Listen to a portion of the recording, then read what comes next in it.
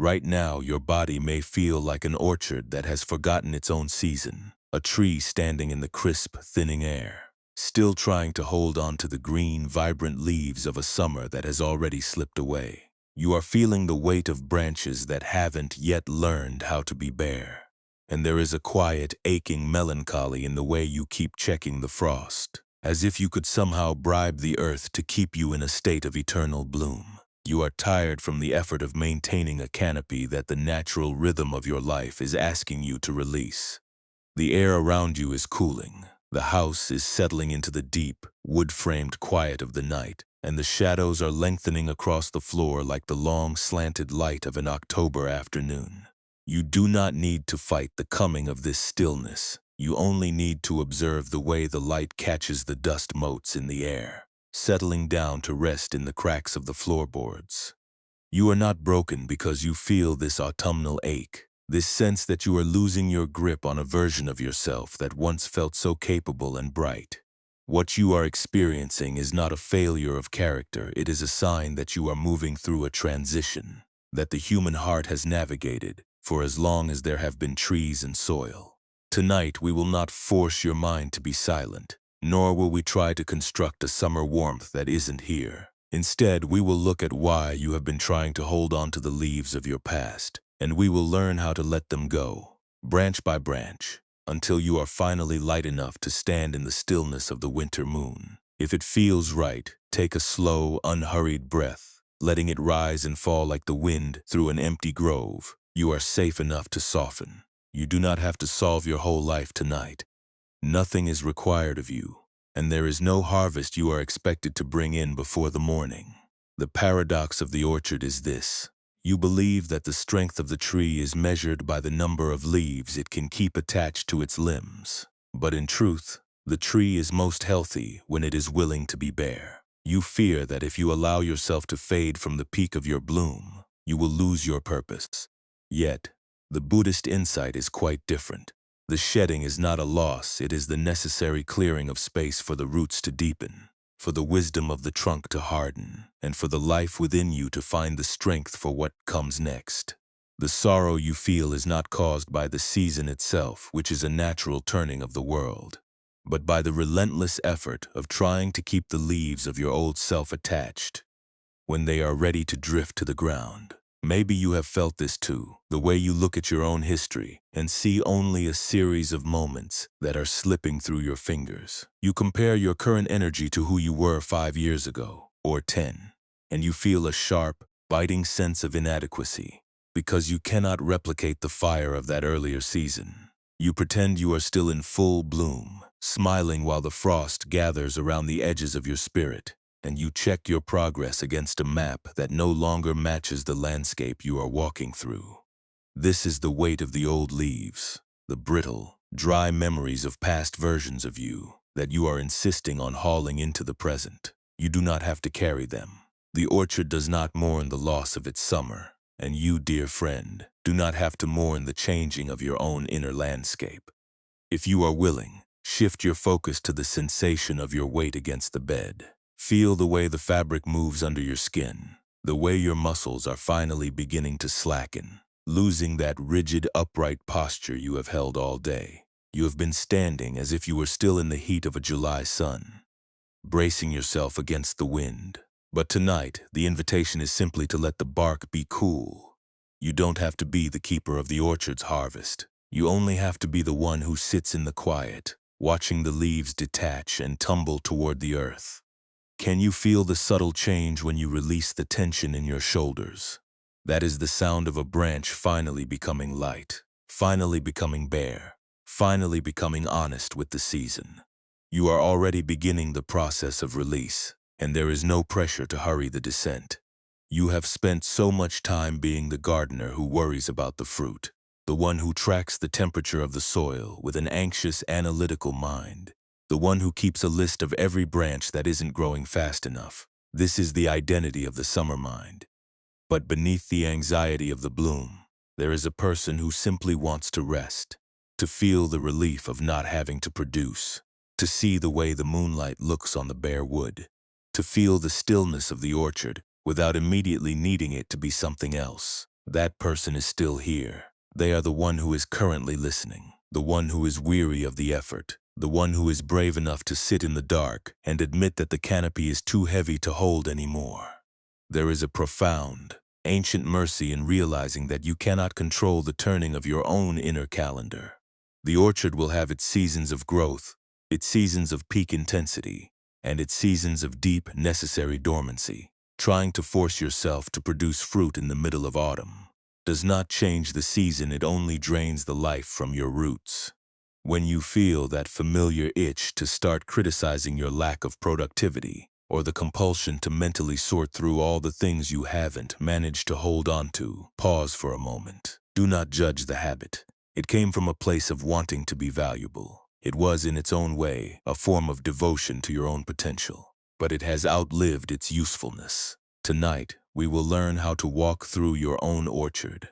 We will see the leaves you have been clinging to, the bright, fluttering hopes of the past, the brittle, browned memories of your old identities, and we will decide, one by one, which ones are ready to settle into the soil. You are allowed to be bare. You are allowed to be unadorned by the requirements of a summer that has already ended.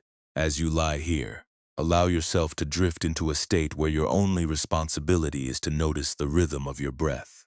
If a thought comes, let it come. If a regret surfaces, let it be seen as a falling leaf. You are the space in which these things happen, and that space is far larger, far more patient, and far more durable than any version of yourself you have ever tried to maintain. You are safe enough to let the leaves go. You are safe enough to feel the surprising, almost frightening, lightness of a branch that no longer has to carry a weight. The orchard will not die if you stop trying to keep it in a state of eternal green. It will simply settle into the deep, restorative rest that prepares it for the coming cycle. You will be here in the morning, and you will meet the day with a heart that is no longer aching from the effort of the hold. For now, there is only the cooling air, the dark, and the permission to stop managing your own growth. The orchard is settling, the frost is distant, and the peace of the late season is finally beautifully just beginning to touch your brow.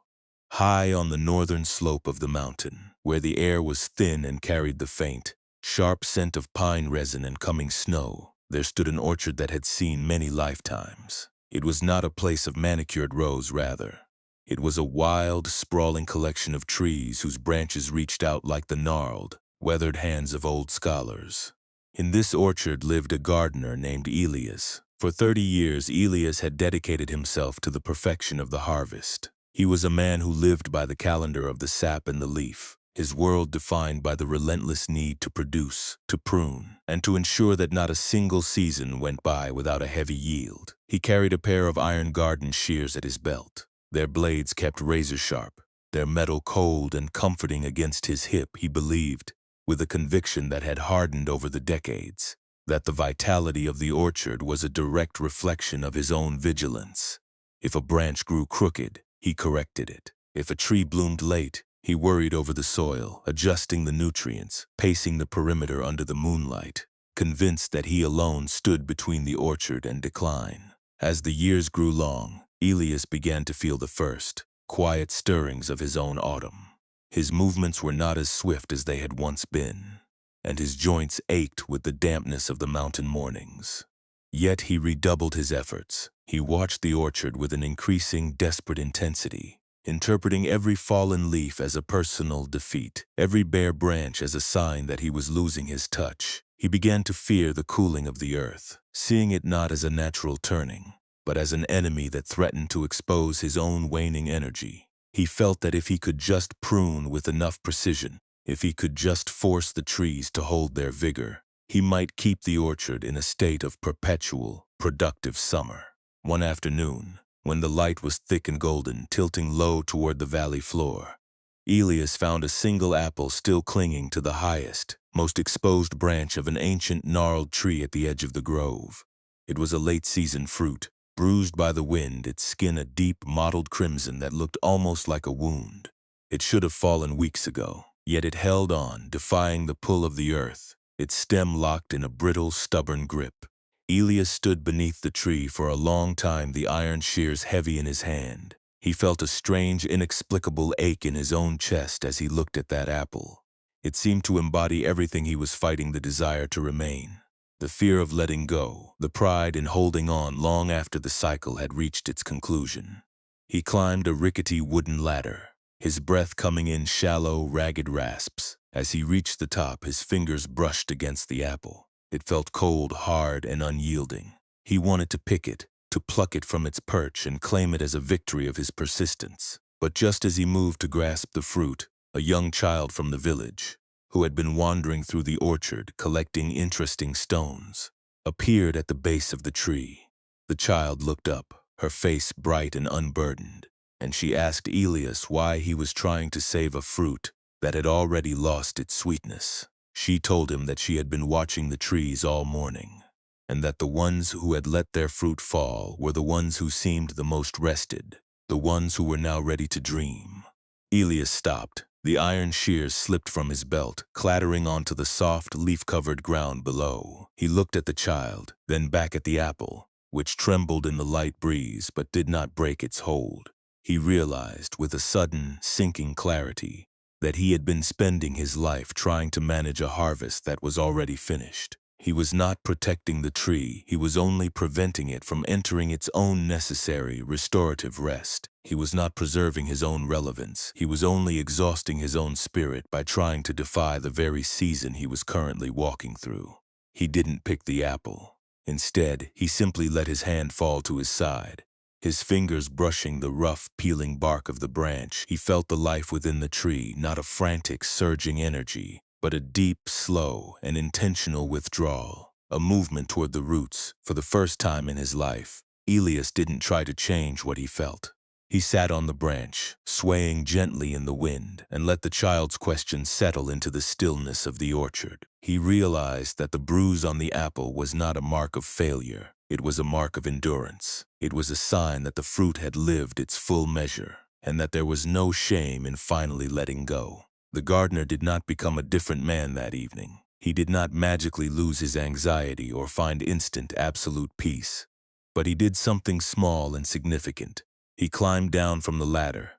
He left the iron shears in the grass, and he began to walk through the orchard, not to prune, but to listen. He noticed how the trees seemed to lean toward each other, their bare limbs sketching complex, beautiful patterns against the deepening blue of the sky. He noticed that the earth beneath his feet felt warmer, more receptive. Now that he was no longer trampling it with his desperate, hurried steps, he realized that the orchard was not a factory that needed his constant oversight, but a living, breathing cycle that knew exactly how to die and how to wait. He returned to his small cabin, and for the first time in many years, he did not look at the moon and calculate the frost dates. He lay down on his sleeping mat, the coolness of the air pressing against his skin, and he felt the immense, terrifying, and wonderful relief of being finished for the day. He realized that he could trust the orchard to survive without his intervention. He could trust the cycle to continue without his constant anxious management. And perhaps, most importantly, he could trust himself to age, to slow down, and to be exactly as he was, without needing to perform the vitality of a season that had long since passed. This is the start of the unraveling. You have been like Elias, standing on the ladder of your own expectations, trying to keep the bruised apples of your past identities from hitting the ground. You have been so afraid of the winter that you have spent your entire autumn bracing against it, missing the beauty of the turning leaves and the wisdom of the cooling air. You do not need to hold on to the version of you that was once in bloom. That version served its purpose, it bore its fruit, and it lived its time. The person you are now, the one who is tired, the one who is questioning, the one who is feeling the ache of the seasons, is the one who is ready to learn the deeper, quieter language of the roots. As you lie here, allow the memory of those iron shears to be a reminder of your own effort. You can put them down. They are not necessary here. The orchard is not falling into decay. It is sinking into the deep restorative grace of its own winter, and you are allowed to join it. You are allowed to be bare, to be vulnerable, and to be still, without the world crumbling around you. You are part of the turning, and the turning is a slow, rhythmic, and perfectly timed descent into the very peace you have been trying to earn. Stay with the sensation of letting go, branch by branch, feeling how much easier it is to be a tree that accepts the season than a gardener who fights the clock. You are home in the orchard now, and the night is deep, and the branches are finally mercifully letting go of everything that no longer belongs to them. The ground is soft, the air is quiet, and the only thing that matters is the way you are finally allowing yourself to be exactly where the season has brought you. The gardener's struggle is not a tale about the failure of trees, nor is it a judgment on the hands that tend them. We often see the turning of our own seasons, the decline of our youthful energy, the shifting of our roles, the quiet realization that we are no longer who we used to be as a problem to be solved with more effort. We bring our iron shears to the orchard of our own souls, convinced that if we only cut deeper, pruned harder, or disciplined ourselves with greater severity, we could force the blossoms to return. But the suffering in this story was not birthed by the arrival of autumn. It was born from the gardener's refusal to accept that the season had changed. He was trying to build a summer that could last forever, and in his desperation, he missed the profound, quiet sanctity of the rest he had finally earned. When we look at this with the gentle eyes of Buddhist wisdom, we see that the true burden is rarely the reality of our life cycle. It is the way our minds curate and magnify our resistance, creating a landscape of shoulds that we are forced to inhabit.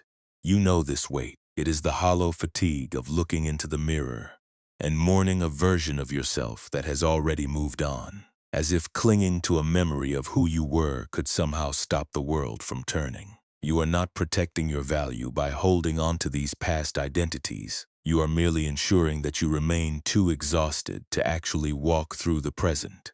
Consider the nature of the first and second pains, an understanding that helps us stop turning our lives into a marathon of unnecessary struggle. The first pain is the orchard itself, the actual unpredictable movement of your life. It is the cooling of your energy, the changes in your circumstances, the moments where you are asked to release roles or identities that no longer fit. These are the natural textures of being human, the inevitable weather of living. We cannot control the rhythm of the seasons, and we cannot demand that the harvest last for all eternity. This is the first pain, and it becomes manageable when it is left to be exactly what it is. The second pain, the one that leaves your hands calloused and your heart heavy, is the layer of judgment, nostalgia, and defensive posturing that the mind adds to the first. It is the voice that says, I am losing my relevance, or I must force myself to bloom even when I am tired, or if I am not productive, I have no worth. This is the second wound, and it is a self-inflicted injury. It is not the changing season that hurts you. It is the iron shears you insist on keeping in your belt, because you are afraid to stand in an orchard that is not perfectly in bloom. You have been adding a second layer of struggle to every transition, turning a natural slowing down into a crisis of identity. The beauty of this teaching is not that it asks you to abandon your history or stop caring about your growth. It asks you to stop turning your growth into a performance. We confuse control with safety because it feels like something we can actually do. When the reality of our aging or our changing capacity feels threatening, our hands reach out to grasp anything that can be measured or maintained. We compare ourselves to others. We criticize our own pace, and we audit our pasts to find the flaw that caused the current decline. These are all attempts to find solid ground on a hillside that is shifting into a new, quiet configuration. But the more you try to solidify your existence through the rigidity of your expectations, the more you become like the gardener, stiff, brittle, and unable to feel the simple, rhythmic peace of a season that is meant for restoration. True peace is not the absence of transition. It is a profound change in your relationship with it. It is the capacity to stand in the orchard when the leaves are falling and feel the sadness of the change without deciding that you must immediately reverse it or lament it as a personal failure. It is the ability to look at the bruised apples of your past achievements, the things you can no longer do, the roles you can no longer play, and recognize that they were merely the fruit of a season that has fulfilled its promise. You are practicing the wisdom of the witness. You are moving away from the identity of the gardener, who must force the trees to be constant, and into the identity of the steward who is finally, tentatively, willing to see the orchard as it is, rather than as they fear it might be. This does not happen through an act of force. You cannot simply command your heart to stop longing for the heat of the past. The transition begins the moment you stop treating every internal longing as a command to be obeyed. When a thought of "I should be doing more" arises, do not mistake it for a weather report that requires your immediate action. It is just a thought, a flicker, a movement of the mind's weather. When a feeling of being past your prime creeps in, do not mistake it for a final judgment on your soul. It is just an emotion, passing like a cloud across the expansive, high-altitude sky. By witnessing these things without clinging to them, you are already setting down the iron shears. You are already making room for the air to reach the branches of your own spirit. You have spent so much energy trying to justify your worth through your ability to produce, to manage, and to bloom. You have equated the ache in your muscles with the depth of your devotion to your own survival. But this is a misunderstanding of what it means to be alive. Your worth was never determined by the harvest you could bring in. Your strength was never measured by your ability to keep the leaves from falling. You are allowed to be a person who slows down, a person who rests, a person who wanders, and a person who watches the sun go down without needing to account for every mile they have covered. This is the radical, quiet freedom that the gardener was pointing toward when he finally let the apple hit the grass. The exhaustion you feel tonight is not a symptom of your incompetence. It is a sign that you have finally reached the limit of what can be carried while ignoring the season. That exhaustion is actually a gift. It is the body's way of saying, "Enough. We cannot live like this anymore." It is the orchard itself telling you that you are ready for a different way of being. You do not have to know how to inhabit the winter of your life. You do not have to have a plan for how you will find purpose when you are no longer in the bloom of your youth. You only have to sit with the transition you have been resisting, and, for just a few moments, feel how much you have been restricting your own breath. This is the work of a lifetime, yet it is practiced entirely in the span of a single conscious moment. It is found in the pause between the urge to prune and the decision to let be. It is found in the moment you realize that the anxiety you feel is not the truth of your situation. You are not losing your mind, you are finding it. You are reclaiming your awareness from the clutter of the past. As you lie here in the dark, let yourself feel the vastness of the room. Notice how the space around you is not filled with tasks, not filled with threats, and not filled with the need to produce. It is just space. It is just quiet. And you are the one who is here, breathing within it. There is nothing left to solve right now. The gardener has finished his walk, the child has moved on, and you are sitting on the edge of your own orchard. The night is deep, the wind has quieted to a whisper, and the iron shears are resting safely on the earth. You do not have to be the one who ensures the tree continues to grow. You do not have to be the one who manages the seasons of your own existence. You are simply the one who is breathing, the one who is resting, and the one who is beginning to realize that the orchard was always much kinder than you were told. Stay with this softness for a little longer, feeling the rhythm of the dark, and know that you are finally, mercifully, allowed to be bare. The cycle will continue when the light comes, but tonight, the cycle is only the space beneath your skin, the quiet in your mind, and the peace of a heart that is finally learning how to rest without the weight of the harvest. Everything you have done was for a reason, but now the labor is finished, and the branches are finally, beautifully, free. If it feels right, allow your body to sink deeper into the surface that supports you, letting the phantom tension of the gardener's iron shears dissolve into the cool, dark quiet of this hour.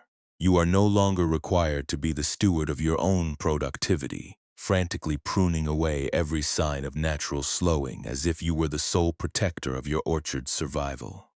In this unmanaged, still territory of the night, your shoulders can finally remember how it feels to have no leaves to track, no frost to anticipate, and no harvest to justify. Take a long, slow breath, sensing the air as it moves quiet and steady into your lungs, and then as you exhale, imagine the restless energy of your performance flowing out with the breath, leaving behind a stillness that belongs entirely to you. You might notice, as the silence deepens, that your mind still feels a flicker of movement, a sudden thought about a task left undone, or a sharp, Anxious worry about whether you have been vital enough today. This is not a sign that you are failing at being still. It is simply the nature of a mind that has been kept very busy in the service of everyone but itself. Do not try to snap that thought away. Do not reach for the cold iron shears to sharpen your focus until the worry is safely managed. Instead, simply observe it. Visualize that thought as a brittle, curled leaf still clinging to the highest branch of your awareness. It is just a detail. It is not an obstacle to your peace. It is merely a part of the orchard cycle that you are currently standing beside. You may gently name this pattern of thinking if you wish.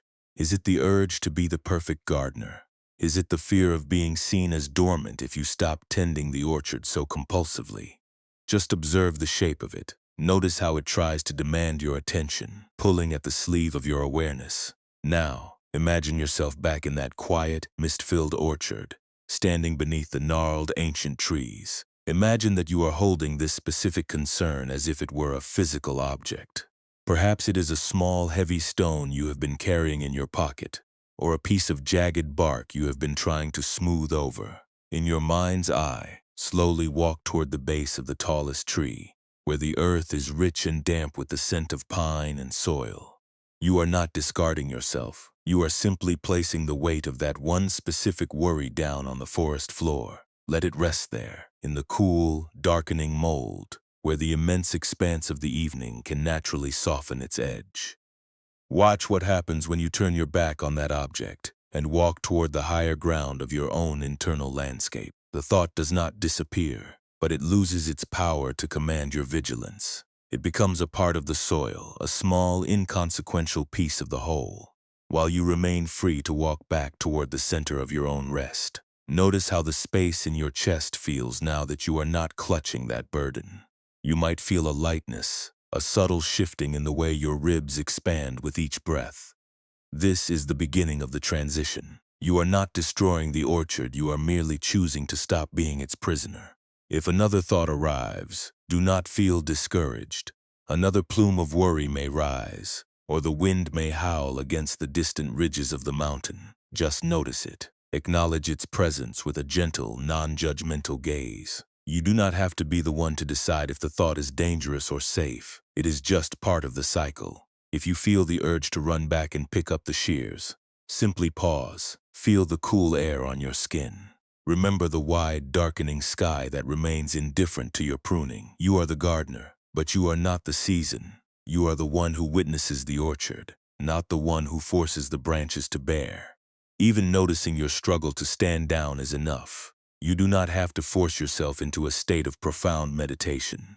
You do not have to reach a specific level of tranquility. The fact that you are here, choosing to sit with your own restlessness without resorting to your old habits of mental pruning, is already a profound act of wisdom. It is a way of saying to your restless mind, I hear you, I see you, but I do not need to be the only thing keeping this season moving. Return your attention to the feeling of your body against the surface beneath you. Feel the support of the floor, the way the night air rests against your skin. You are held by something much larger than your own anxiety. The orchard does not ask the tree to be perfect. The winter does not ask the branches to hold on. They simply allow the cycle to happen. You can do the same. If your mind wanders, gently guide it back to the sensation of the breath, not by forcing it, but by inviting it, as you would invite a weary fellow traveler to sit for a moment by the grove. There is no need to rush. The hours of the night are wide and deep. You have nowhere else to be, and there is nothing you have to prove to the darkness. Everything that has happened, and everything that has yet to happen, can remain on the other side of this moment. In this space, you are not defined by your productivity, your sacrifices, or your plans. You are defined only by your capacity to witness the light in the dark without needing to interfere with either. Maybe you can sense the shift occurring right now. As you stop trying to manage the intensity of your own inner growth, the air in your room might feel a little softer, a little more spacious. This is not because your mind has stopped moving, but because you have stopped trying to trap it within the shears. You are practicing the art of simply being present, allowing the loose branches of your life to bow as they naturally will, while you sit on the quiet, cool earth, breathing in the scent of the coming night. Do not worry if you drift or if your focus slips. That is exactly what is supposed to happen when you finally stop obsessively tending. The mind will move, and your awareness will return, over and over again, in a cycle that is as natural as the arrival of the stars. Each time you notice yourself drifting, just return to the breath. Return to the image of the orchard. Return to the feeling of your hands, empty and at rest. Lying on your lap, you are safe enough to let go. You are enough just as you are, without a single branch needing to be shaped or arranged. Stay in this softness for a little longer, watching the horizon breathe, until the rhythm of your own heart begins to match the deep, slow pulse of the soil itself. You have spent so much of your life trying to hold the harvest, and tonight, you are finally learning that you, too, are a guest in this grove, and you, too, are being held by the very earth you have been trying so desperately to cultivate. In a quiet, mist-shrouded valley, far from the mountain slopes where Elias tended his orchard, there lived a silent elderly woman named Hannah. Hannah was known throughout the valley as a keeper of the temple's stone fountain, a basin carved from a single massive boulder that had stood for centuries. The fountain was fed by a cold, clear spring that emerged from the deep belly of the mountain, its water said to have a purity that mirrored the clarity of the mind.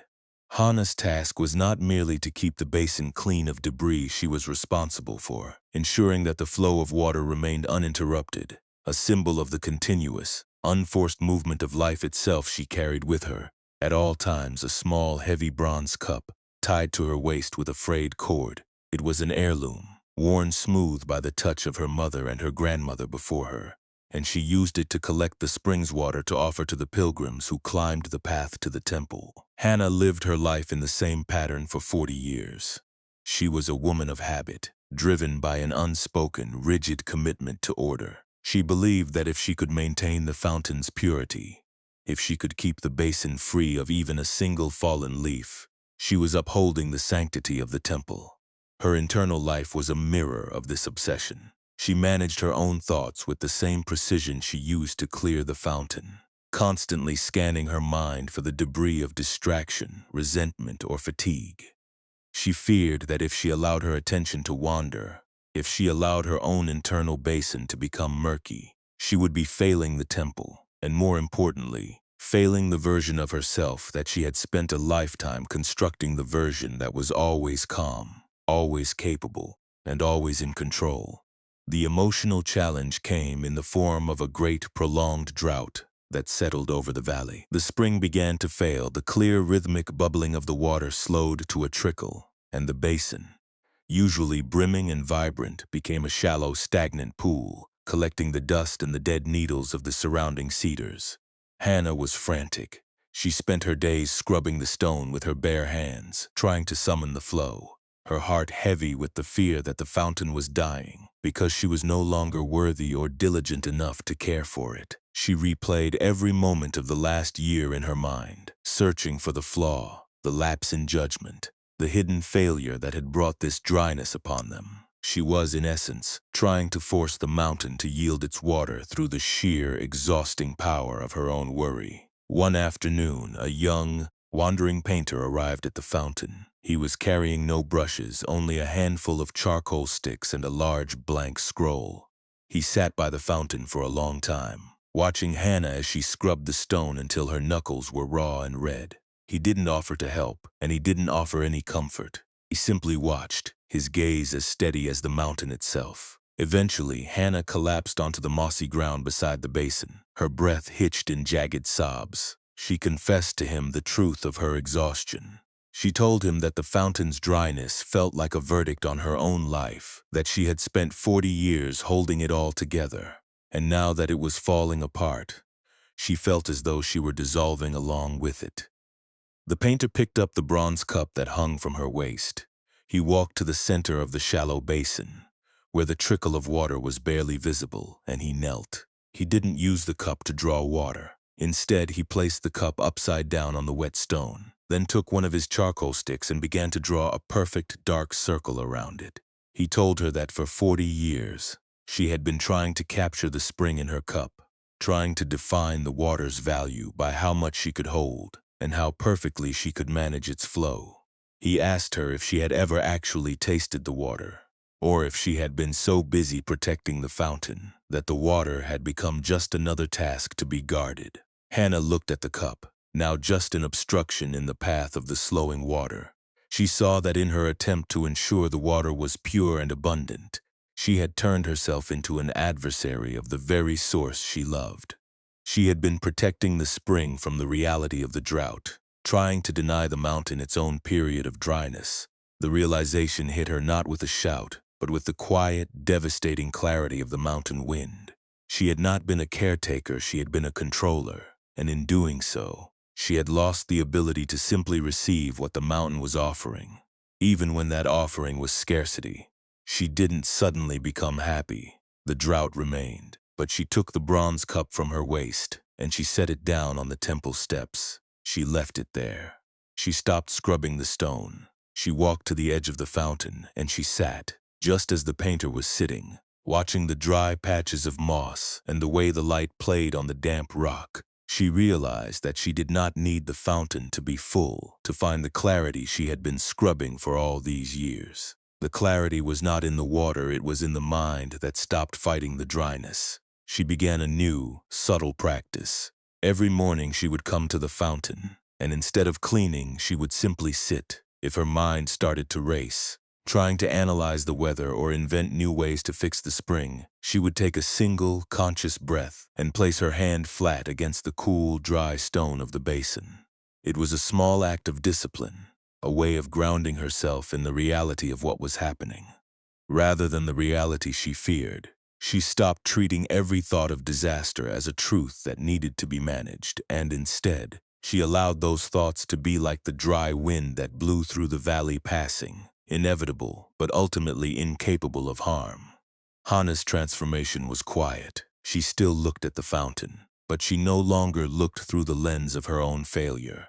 She began to notice the beauty of the parched stone, the intricate patterns left by the receding water, the resilience of the lichen that lived even in the deepest dryness. She was learning to forgive herself for the drought, not by pretending the water wasn't missing, but by letting go of the guilt that suggested she was the reason for it. She stopped confusing her value with the productivity of the spring she became. In those dry months, a person who could sit with uncertainty, who could accept the season of scarcity, and who could at last find a peace that didn't depend on the fullness of her own vessels. When the rains finally returned months later, and the fountain began to bubble again, Hannah did not rush to pick up the bronze cup. She left it on the steps. She allowed the fountain to overflow, to run down the sides, and to drench the mossy floor. No longer trying to capture every drop, she realized that the mountain knew its own rhythm far better than she ever could, and that her true service was not in managing the flow, but in being present for it. This is the deeper transformation, the understanding that you can be present for the dry seasons of your life without needing to manufacture a bloom that is not yet ready to arrive.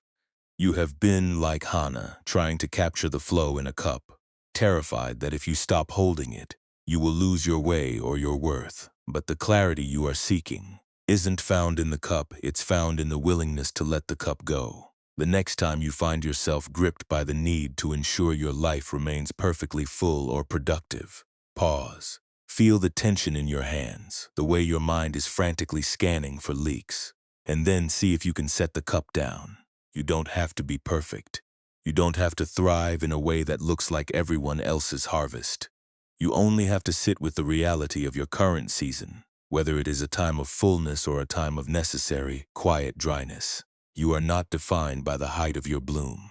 You are defined by the depth of your presence. Tonight, as you drift into sleep, let the image of that bronze cup sitting empty on the temple steps be the final image of your struggle. It is no longer needed. The mountain knows what it is doing. The spring is rising from the depths, and you are finally quietly ready to receive whatever comes without needing to catch it all. The storm has passed, the stars have emerged, and you are finally resting in the truth that you never had to be the source of your own life, you only had to be the vessel. And even a vessel can be set down and allowed to be still. There is a great, deep peace in realizing that your life does not need to be solved, it only needs to be lived. One breath, one season. one quiet moment of acceptance at a time.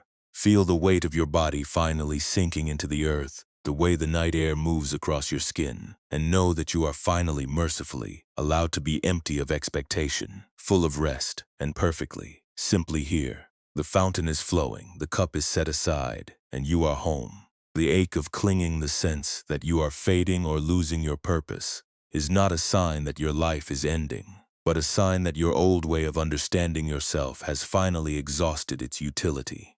You have lived in the shadow of this perceived decline, feeling the pressure to remain as vibrant and productive as you were in the height of your summer, as if the value of a tree could only be measured by the fullness of its canopy. You have mistaken the cycle of the seasons for a decline in your own essence. Yet, consider how much of your internal suffering is actually the friction of this resistance. The way you use your mind like a pair of rusted shears, trying to cut away the reality of the turning year so that you can insist on a spring that has already passed. This emotional mechanism, this constant rehearsal of the future and mourning of the past, is the engine of your unrest. When life brings a challenge, when your energy shifts, or when a role you once held is no longer yours to play, this is the first pain. It is the raw, unadorned experience of being alive in a world that is always in transition. It is the cooling air, the changing light, the inevitable slowing of the pulse. This first pain is not something you are meant to defeat. It is simply part of the landscape. But the mind, in its fear of being less than, adds a second, far heavier layer of struggle. It adds the judgment, the comparison, and the desperate, frantic effort to keep everything exactly as it was. It adds the shame of feeling behind, the fear that you have somehow lost your relevance, and the internal voice that demands you bloom, even in the middle of a frost. This is the second wound, and it is a self-inflicted burden. It is not the changing season that drains your spirit. It is the refusal to honor the season you are in. When you treat your natural slowing down as a moral failure, you are doing violence to your own heart. You are using the tools of your past achievements to measure the depth of your present worth. And because the map no longer matches the terrain, you conclude that you are lost, but you are not lost. You are simply in a season that requires a different kind of wisdom, the wisdom of roots, the wisdom of deep, quiet, subterranean growth, the wisdom of letting the leaves fall so that the spirit can finally breathe. Buddhist wisdom suggests that the suffering here is not in the aging or the shifting, it is in the identity you have built around the bloom. You have made the height of your summer your home, and now that the house is changing, you feel like you are being evicted. But your identity is not the leaves. Your identity is the life that lives within the bark, the life that remains constant through the heat of July and the stillness of January. Peace is not found in the absence of this transition. It is found in the capacity to stand within the transition without adding the second wound of self-reproach. It is the ability to feel the melancholy of the turning year without deciding that the gardener has failed. Think of how much of your energy is spent trying to reconcile your inner world with a version of yourself that exists only in your own rearview mirror. You want to be at ease, but only on the condition that your vitality, your relevance, and your productivity remain at the peak of their summer intensity. But the Buddhist perspective invites you to reverse this. It invites you to find your center in the reality that is already here, with all its cooling air, its slowing pace, and its emerging stillness. This does not mean you abandon your life or stop participating in the world. It means you stop turning your participation into a performance of who you used to be. When you feel that familiar pull to judge yourself for the way your energy is moving, pause. Breathe into that tightness in your chest. Notice the reflex. Acknowledge that it comes from a place of wanting to be significant. And then, for a single moment, choose not to follow the thought. Do not fight the judgment. Do not try to silence it by force. Just hold it in your awareness, like a sound that is drifting away into the grove. See it for what it is, a protective habit, a piece of old, rusted gear you no longer need to carry. You might find that when you stop feeding the second pain, the first pain, the simple fact of the changing season, becomes much easier to inhabit. The reality of your life's arc still exists, but it loses its sharp, stinging edge when it is no longer being amplified by your own self-judgment. You stop turning your life into a survey of all the ways you are not enough. You start living it as an experience to be felt, to be matured into, and to be eventually surrendered. It is a slow, quiet work to dismantle the habit of defining your worth by your output. It does not happen in an instant, and it is not something you achieve once and for all. It is a practice you return to, over and over. Whenever you notice yourself reaching for the shears of your own criticism, you will reach for them. That is the nature of a mind that has been taught to fear the winter. But each time you notice, each time you feel the phantom weight of those iron blades in your hand and choose to leave them in the grass, you are growing in a different kind of strength. You are growing in the strength of understanding. You are learning that you are not the leaves that fall. You are the one who watches them drift, the one who remains when the branches are bare, and the one who knows that the quiet, dormant season is not an ending, but a sacred, necessary space for the roots to drink. Many of the things you fear, the loss of your former vitality, the discomfort of slowing down, the feeling of being removed from the frantic pace of the world, are not actually enemies of your peace. They are simply parts of the human landscape. When you stop fighting them, you stop being exhausted by them. You may find that your mind is still busy, that thoughts still arise about how you should be, and that your heart still feels the weight of the years. But you are no longer adding the extra burden of should. You are no longer holding yourself hostage to the idea that you must be someone other than who you are in this very unfolding moment. Rest in this recognition. Let it settle into the very marrow of your bones. You have been carrying the weight of the summer orchard on your shoulders, believing that if you ever let go, your purpose would wither away. But the tree does not lose its purpose when it lets go of its fruit. It enters a new, deeper intimacy with the earth. The earth is not your enemy, and the turning of the year is not your failure. It is just the way the world breathes, and you, standing in the orchard, are the witness who allows it all to be. You do not need to solve this. You do not need to understand it completely tonight. You only need to be the one who sits in the quiet and watches the season shift, as the second wound finally begins to heal from the simple, honest act of being met with kindness. The night is deepening, and the echoes of your past identity are fading into the vast, open expanse of the sky, leaving you in a stillness that is finally, mercifully your own. You have walked long enough, and the grass is soft, and the shears are left in the clearing, and for now that is enough. This wisdom is not intended to be tucked away in the quiet of an ancient mist-shrouded orchard, nor is it a philosophy meant only for the stillness of a late-season evening.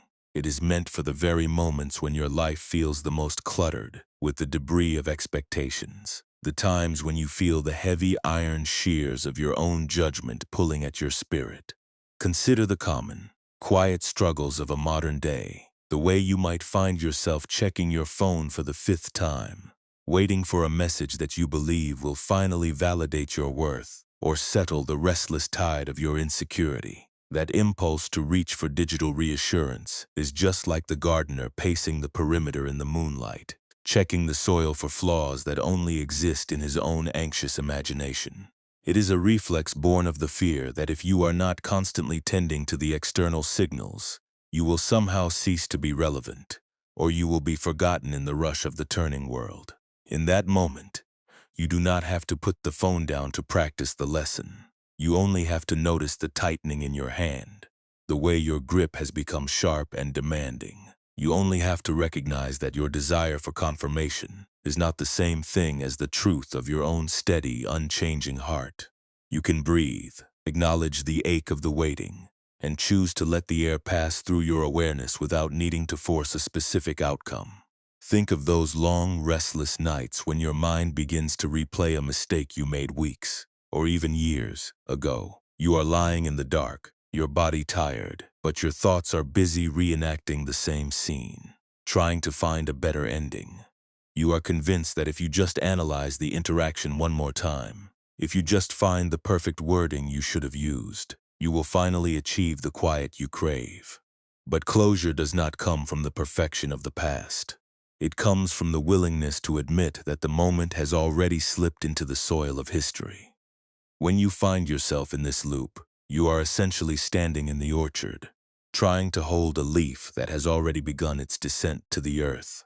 Instead of fighting the memory, Try to feel the physical sensation of the shame or the regret. Do not make it a story about who you are. Just make it a sensation in your body, a warmth, a heaviness, a tightness. By observing the physical feeling rather than the intellectual story, you are already stepping away from the walls that echo back the pain. You are letting the sound fade, and in doing so, you are allowing yourself to finally rest in the dark.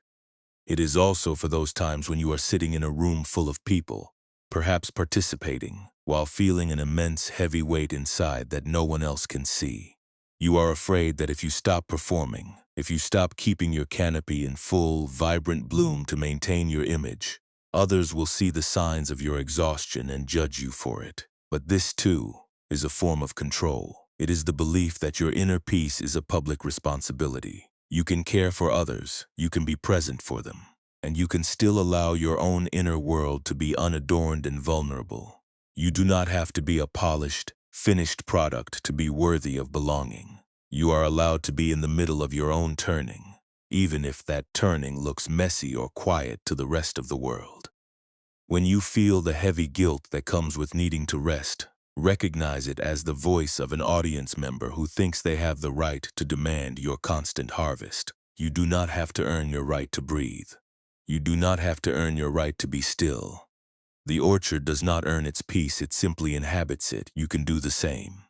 If your mind tells you that you are falling behind, or that others are further ahead, or that you have not achieved enough to justify a quiet moment, tell yourself that these are just reflections of the echoes. They are not laws. They are not instructions for how you must live your life. They are just vibrations that have bounced off the trees of your past. You can watch them vibrate without feeling obligated to agree with them. Practice this in the small moments of your day. A single breath before you answer an email is a form of profound wisdom. A moment of pause before you react to an unkind word is a way of saying that you are not going to be ruled by your own defensive reflexes. You are not trying to change the world. You are trying to be someone who is no longer at war with the resonance of it. You are trying to become a person who can witness the noise of modern life without needing to become the noise yourself. There will be days when you forget. There will be days when you find yourself deep in the panic, desperately trying to sharpen the shears, convinced that if you don't prune your own life, it will surely fall into disarray. That is not a sign that you have failed. That is just the habit of the mind. It is a long-standing pattern that has served you in the past, even if it has cost you your peace. Do not judge yourself for being back in the habit. Simply notice the weight of the iron in your hand. Feel the tension in your fingers. And then, with the same gentleness you would offer a tired tree, set the shears in the grass. You can always start again. You can always look at the open sky. You can always remember that you are the space, not the echo, and that the light that shines on you is the same light that shines on everything else, indifferent to whether your walk is perfectly paced or whether you are simply, beautifully, humanly breathing. Take a breath. And feel how your life opens up when you stop demanding that every thought be a masterwork of production. You have spent so much energy trying to justify your existence through your ability to maintain a pristine, prepared internal atmosphere. But the atmosphere was never the point. The point was the orchard that was growing while you were busy trying to manage it. You are here now, you are safe. The world is continuing its turning, and you are not required to hold it steady. You are only required to be present, to witness the shift, and to breathe with the quiet, steady rhythm of the mountain. This is not a task for tomorrow. This is the practice for this very moment, as you drift toward a rest that no longer needs to be earned, but only allowed. You have been carrying the weight of an audience for so long that you have forgotten how light you are without it. Every time you catch yourself performing, every time you catch yourself reviewing your words to see if they were right, see if you can just smile at the reflex. It is a very human thing to want to be understood, but you do not need to be understood by everyone to be at peace. You only need to be honest with yourself. When you let go of the need for an external mirror, you find that the room becomes much larger. It becomes a place where you can sit and do nothing, where you can think and let it pass, where you can feel and let it soften, without any of it ever being a final judgment on your worth. This is the freedom of a heart that has finally surrendered to the season. It is the peace of knowing that you are already whole, and that the only thing you ever had to do was to stop managing the harvest for the life that is already unfolding. Stay in this awareness a little longer, feeling the air move through you, and know that you are finally beginning to see the way forward, one empty-handed, quiet step at a time. The orchard has finally given itself over to the quiet of the late season, and the mist that clings to the base of the mountains is not a barrier, but a soft, enveloping blanket of rest. You have spent your long, industrious days believing that the vitality of your spirit was something you had to actively maintain, something you had to prune and polish and protect with every ounce of your vigilance. But look now at how the orchard breathes in the dark, how the bare, gnarled limbs are not struggling to be something they are not, how the roots have drawn their strength deep into the warmth of the earth, and how the entire landscape has entered a state of profound, holy dormancy. The iron shears are nowhere to be found, and the harvest you were so desperate to claim has already been returned to the soil, nourishing the very ground that will carry you through this night. Let your body mirror this descent, letting the muscles of your jaw, your neck, and your chest unravel into the dark, welcoming soil of your bed. You are no longer required to be the steward of your own productivity, and the urgency that pulsed through your veins all day is slowing to the pace of a steady, rhythmic tide. Feel the weight of your limbs as they become heavy, anchor-deep, and perfectly supported by the space you occupy. The cooling air in the room is not a draft to be sealed, it is the natural, refreshing breath of a world that is also learning how to slow down.